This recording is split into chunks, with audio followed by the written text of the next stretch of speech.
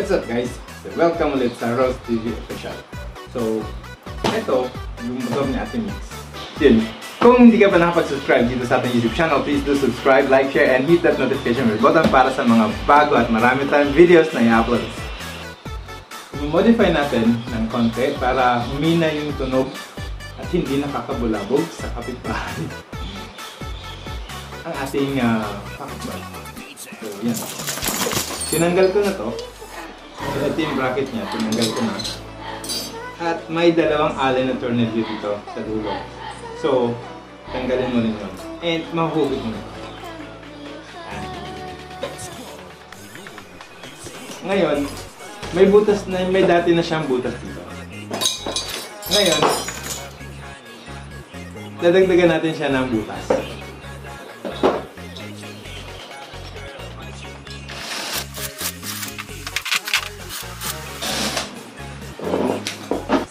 In case nadagdagan na natin ang butas.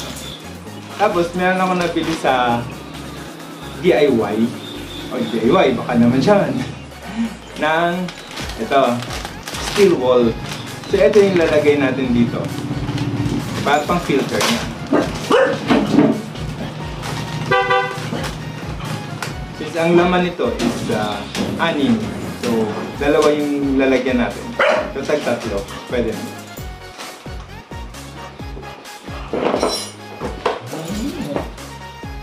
Ibabalot lang natin siya dito. Yan. Ganyan nyo. So, gantayin na natin. Spread natin.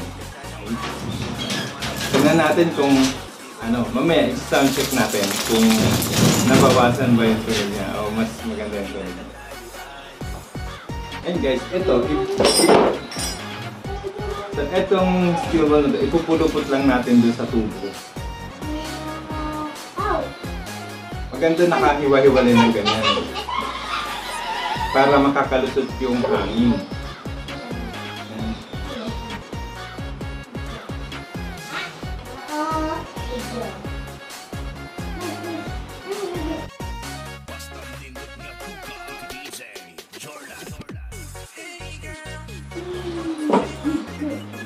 Yan. Tapos, lagyan na natin itong cover.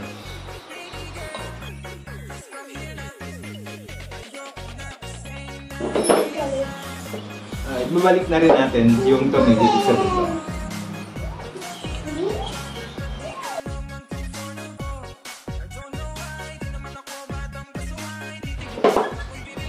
Para ma-enjoy natin itong pakitbay. Hindi tayo nakakabulabog ng ibang tao. So, mainam na medyo mabawasan yung tunog.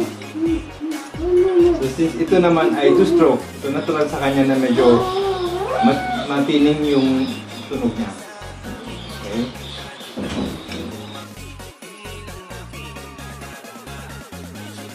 So ayan guys, testingin natin kung kung nabawasan na nga ba yung tunog niya.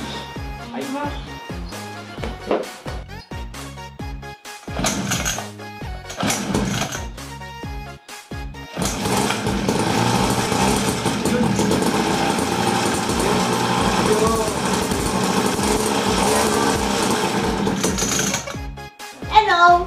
Yes, so first time natin yan papainitin pa natin. So dito si Ate Katie. Hello!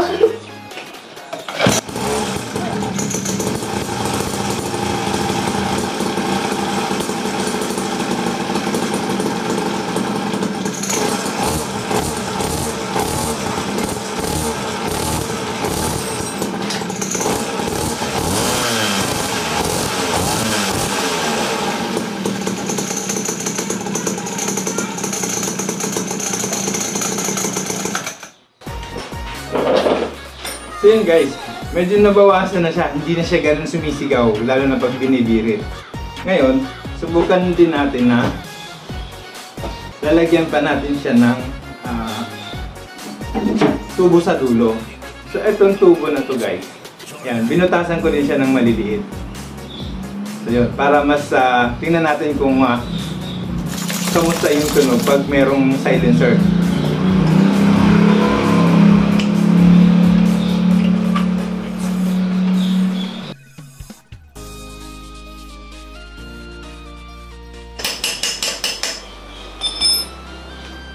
guys, so eto na yung sound check natin na meron siyang additional silencer.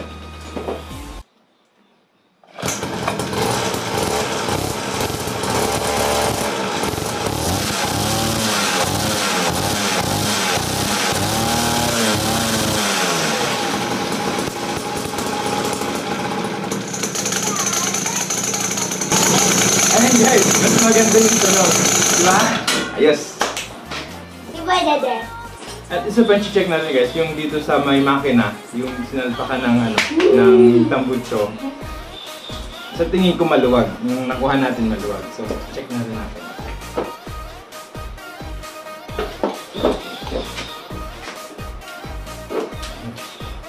So, mamaya na, medyo mainit pa. Then guys, iwasan natin na pumihit ng tornilyo, especially dun sa tubo nung tambucho natin na nakakabit sa makina. Kasi pag mainit yun, mataas yung chance na malustred natin yung tornilyo, okay? Pero so far, okay naman yung tunog niya. Nabawasan siya, hindi na siya masakit sa tenga. So hindi ka na makakabulabog ng kapitbahay, no? Yan, o kung sino man dyan sa lahat. Bakit, Daddy? Ano ka po?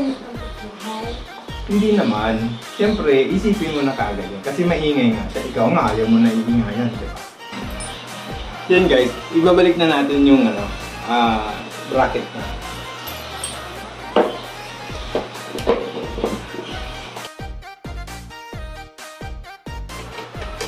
So I think okay naman, no? Saglit lang natin ginawa yung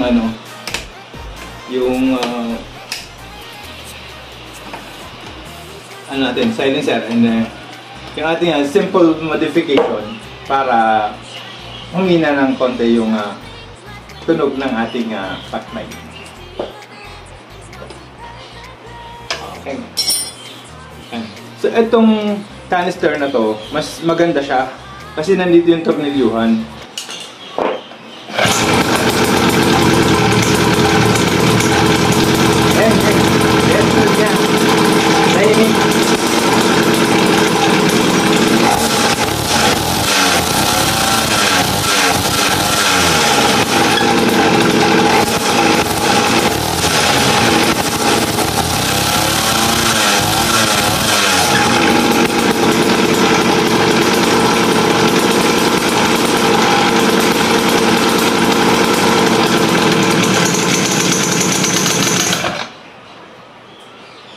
Sobrang sa minor.